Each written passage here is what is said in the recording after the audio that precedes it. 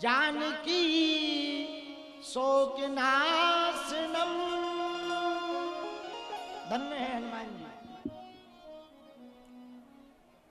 गुरु आज्ञा और पितृ आज्ञा से हनुमान जी, स्वामी गुरु और पिता तीनों ने हनुमान जी को आज्ञा दी। स्वामी जी कौन? राम जी। पिता केसरी जी, गुरु सूर्य भगवान।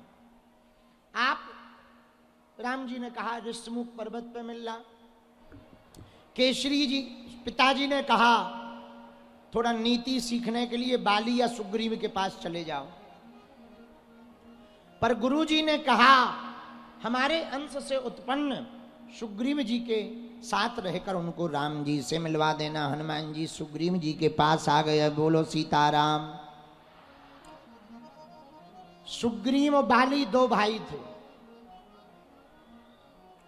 मैं नाम का दानव बड़ा परेशान करता था।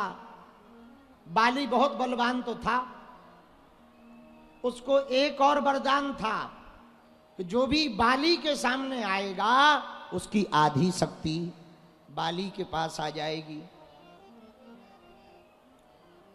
कलयुग में भी ये वरदान है किसी को? यदि तुम पूछो तो बताएं। पूछो।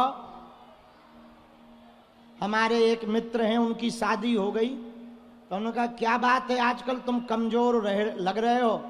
बोले गुरुजी, जो ताकत बाली में थी कि आधी शक्ति खींच लेता था, वही ताकत आजकल घरवाली में हो गई है। आओ, आओ। हमने कहा क्यों? बोले महाराज पूछो ही मत। हम कहा ठीक है, हनुमान जी की इच्छा। तो ये विनोद की बात है। तो बाली के पास ऐसी शक्ति थी कि सामने वाले की वो आधी शक्ति को खींच लेता था। दानव से लड़ने के लिए गया। भाई सुग्रीव से कह गया सुनो 15 दिनों तक गुफा के द्वार पर हमारा इंतजार करना, और हम ना आए तो समझ जाना शरीर नहीं बचा है, तो तुम भाग जाना और गुफा को बंद कर देना ताकि ये दानव निकले ना। मैं नामक दानव ने ललकारा तो बाली भागा भागा गया। सुग्रीव जी 15 दिनों तक दरवाजे के बाहर गुफा में इंतजार करते रहे। जब वापस नहीं आए तो समझ लिया हमारे भाई के प्राण चले गए, राक्षस ने मार डाला। तो भय बड़ा सा पत्थर गुफा में लगाकर सुग्रीव जी वापस आ गए और बाली के मंत्रियों को बुलाकर कहा अब राजा तो बचे नहीं। तो लोगों ने कहा आप बन जाओ। तो सुग्रीव जी राजा बन गए। अब था नहीं भाई तो करें क्या? सुग्रीव को राजा बना दिया। नीति पूर्वक राज चलने लगा। इधर बाली कई महीनों तक मायावी राक्षस से लड़ता रहा। एक दिन वो राक्षस मारा गया। जब मार गया तो बाली वापस आया। किष्किंधा लौट कर आया। द्वार पर गुफा के जब विशाल पत्थर को, शिलाखंड को देखा, बाली को लगा भाई ने लालच में ये दरवाजा बंद कर दिया राजा बनने के चक्कर में। तो किष्किंधा बड़ी क्रोध में आया और सुग्रीव को ललकारा। उसके क्रोध का ठिकाना ना रहा। सुग्रीव को राजा बना जानकर उसने कहा स्वार्थी भाई ने मेरा राज्य और पत्नी को छीनने के लिए गुफा में पत्थर लगाया है, चट्टान से बंद कर दिया है, अब इसको नहीं हम छोड़ेंगे। और बाली ने सुग्रीव को ललकारा।